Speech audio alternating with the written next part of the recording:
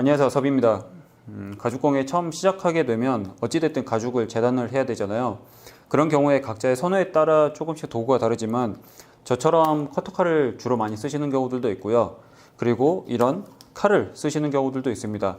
물론 커터칼 같은 경우는 이렇게 밀어 넣어서 보관을 하면 되지만 이것 같은 경우는 따로 칼집이 없어서 가죽공예를 하다 보니 이것처럼 넣을 수 있게끔 만들어 보시는 것들을 처음 하시게 되는 경우들이 많습니다.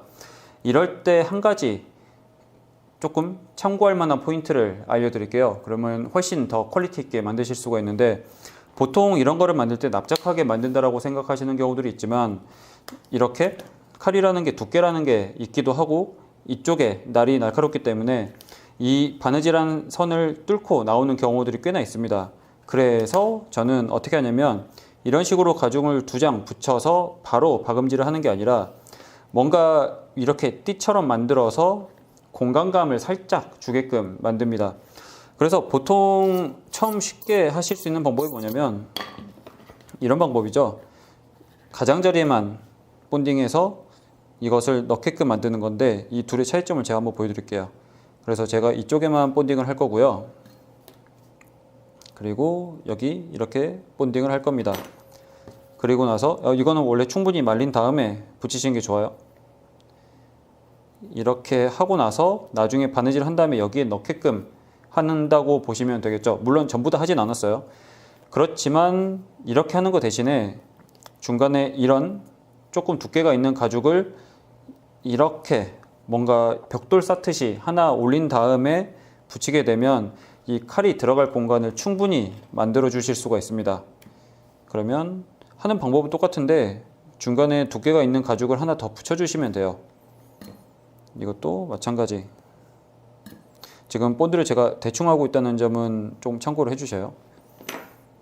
원래는 꼼꼼하게 얇게 펴발라야 되는데 이렇게 잡고 이렇게 가장자리 맞춰서 똑같이 붙여놓는데 이 가죽의 두께가 좀 있다 보니 이렇게 공간감을 살짝 줄 수 있거든요. 그리고 이 반대편에도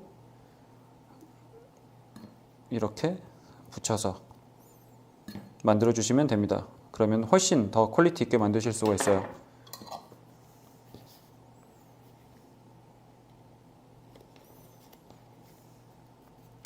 그래서 이렇게 보시면 이렇게 만들 때는 가죽이 두 겹으로 해서 이렇게 납작한 공간이 나오지만 이렇게 했을 때는 여기 들어간 이 띠만큼 두께만큼 공간이 비어있기 때문에 칼을 넣거나 뺄 때도 훨씬 수월하게 할 수도 있고요. 그리고 이 칼이 들어가면서 이런 옆을 잘 자를 수가 없기 때문에 훨씬 더 오래 쓰실 수가 있습니다.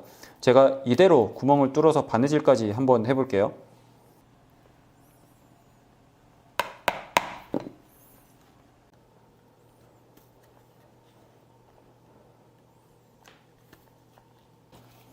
제가 바느질을 다 했고요. 이렇게 파란색 실로 된 것 같은 경우는 중간에 띠 없이 2장을 그냥 바로 붙여서 만든 것. 그래서 이 가장자리가 두 겹이라고 보시면 됩니다. 그리고 이 회색으로 바느질한 것 같은 경우는 중간에 이렇게 띠를 하나 넣어서 이 가장자리가 3겹이 되게끔 만들었습니다.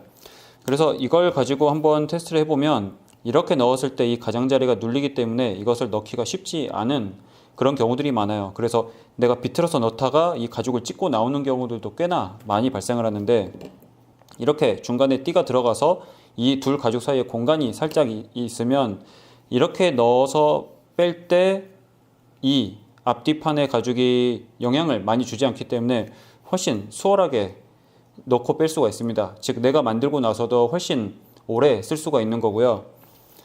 아까처럼 똑같이 한다고 하면 이렇게 옆이 납작하기 때문에 내가 이것을 좀 크게 만들든지 그렇게 해야 될 수도 있습니다. 하지만 이것처럼 띠를 넣어버리면 훨씬 안정적이고, 그리고 이게 이렇게 들어가는 쪽, 제 걸로 치면은 이쪽이죠. 이쪽 방향. 여기서 이 방향으로 했을 때도 이것을 오래 한다고 하면 이렇게 해서 계속 이렇게 누르는 방향으로 되기 때문에 이 실을 자르거나 뚫고 나오는 경우들이 있습니다. 하지만 이렇게 띠가 들어가면 이게 이 방향으로 계속 누를 수밖에 없기 때문에 훨씬 오래 쓸 수가 있는 거죠. 어찌 되었든 간단하게 만들더라도 이런 식으로 두께가 있는, 특히 날카로운 칼이나 그런 것들을 만들 때는 이런 식으로 띠를 구성해주면 훨씬 더 퀄리티 있게 만드실 수가 있습니다. 그래서 처음 이제 도구를 사시고 거기에 대한 이제 간단한 소품을 만들어 보실 때 이런 식으로 자그마한 디테일을 추가해 보시면 조금 더 좋을 것 같습니다. 다음에는 다른 영상으로 찾아오겠습니다. 감사합니다.